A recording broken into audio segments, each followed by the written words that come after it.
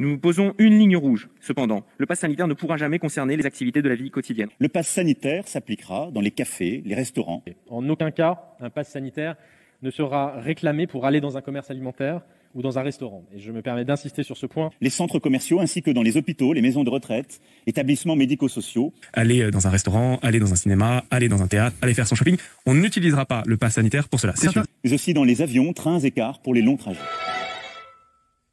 Pour les personnels soignants et non soignants, des hôpitaux, des cliniques, des maisons de retraite, des établissements pour personnes en situation de handicap, la vaccination sera rendue obligatoire sans attendre. Je ne rendrai pas la vaccination obligatoire. En fonction de l'évolution de la situation, nous devrons sans doute nous poser la question de la vaccination obligatoire pour tous les Français.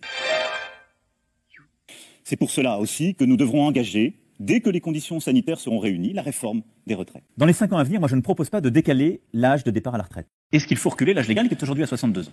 Je me suis engagé à ne pas le faire. C'est quand même mieux, sur un sujet aussi important, de faire ce qu'on a dit. Oui, parce que nous vivons plus longtemps, il nous faudra travailler plus longtemps et partir à la retraite plus tard. J'ai toujours tenu un langage de vérité.